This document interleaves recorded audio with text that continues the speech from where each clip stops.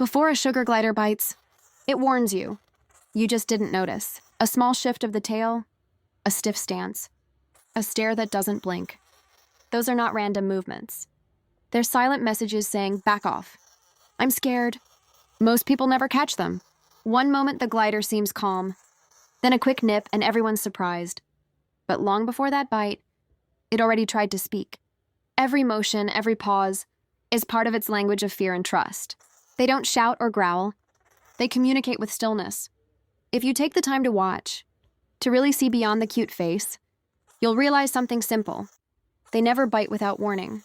It's us who never learn to listen. And that's where the misunderstanding begins. We often think we understand them.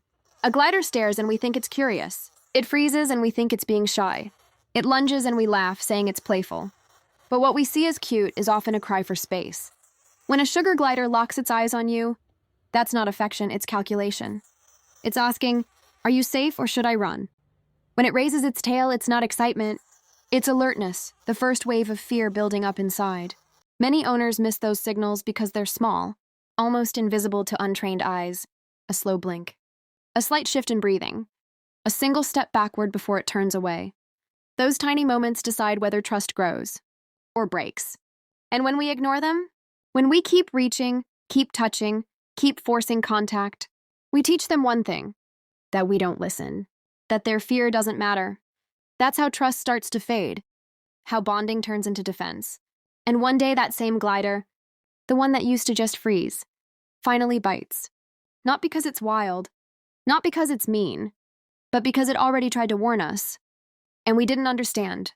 To fix this, we first need to learn how they speak, not with words, but with fear, stillness, and movement. That's where true communication begins. A sugar glider's body speaks long before it makes a sound.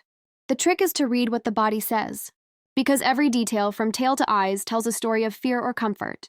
When the tail flicks or rises, that's the alarm starting. It's their way of saying, I see something new, and I'm not sure if it's safe. A stiff, upright posture means their muscles are ready to jump, either toward you or away from you. That stillness isn't calm, it's tension. Watch the ears. If they flatten close to the head, that's hesitation. When they lift and turn slightly forward, the glider is listening, studying, deciding. Even the eyes speak. Wide and locked means fear. Slow blinking means acceptance. When you hear that sharp crabbing sound, it's not anger, it's panic wrapped in noise. A glider that crabs loudly is simply saying, you're too close. I'm not ready. Here's a sample setup you can picture. A hand resting near the pouch entrance, not inside it. The glider peeks out, ears twitching, eyes fixed. If you move too fast, the tail rises. If you stay still, the stance relaxes. That's the dialogue of trust. Every movement has meaning. Every gesture is a sentence in a language of survival. And when you begin to understand that language, you no longer see fear, you see communication. But fear doesn't just appear on its own. It has roots, and every root tells you where trust was lost. Fear doesn't appear out of nowhere. Every sugar glider carries a story behind it. And in that story lies the reason for every bite, every flinch, every stare. Some fears come from the world around them. A loud noise, a sudden flash of light, a hand reaching too fast, or the scent of something unfamiliar. Even the smallest change, a new cage, a new room, a strange human voice can feel like danger. To a creature that small, everything unfamiliar is a predator until proven safe. Other fears are harder to see. They come from memory. A glider that was once handled roughly will remember that touch. One that was forced out of its pouch learns to fear every hand that follows. Fear for them is a habit the body never forgets. It hides behind their silence, in the way they freeze instead of run, in the way they choose stillness over trust. But here's the truth. No fear lasts forever. Given time, safety, and consistency, even the most cautious glider learns to let go. It's not about fixing them overnight. It's about showing day after day that your hands bring comfort, not control. Because fear fades when replaced with gentleness. And that's where rebuilding trust begins. Trust isn't something you earn once. It's something you build every day, one quiet moment at a time. Start with calm. Your voice, your scent, your movement, everything you do teaches your sugar glider what safety feels like. Talk softly. Move slowly. Let them hear your breathing and learn that you mean no harm. Before touching, let them smell you first. Place a small piece of cloth with your scent inside their pouch. That scent becomes a promise, that the next time they smell it, nothing bad will happen. Here's a sample bonding setup you can picture. A glider resting in its pouch, the owner's hand placed nearby, still and relaxed. No grabbing, no forcing.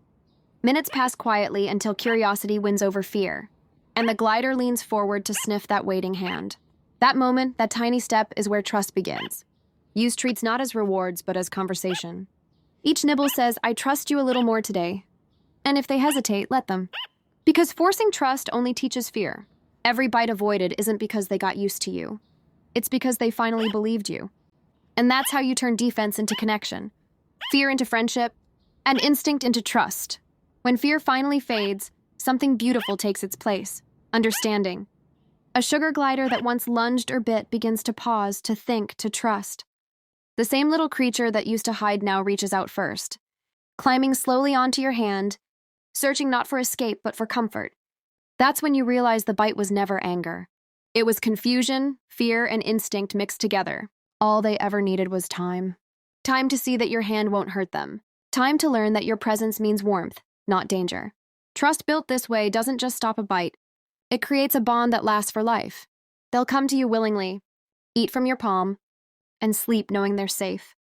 And when that day comes, you'll understand that what you truly tamed wasn't a wild heart. It was fear itself. Every movement, every look, every tiny heartbeat carries meaning if you take the time to listen. Because love for a sugar glider isn't shown through touch. It's proven through patience.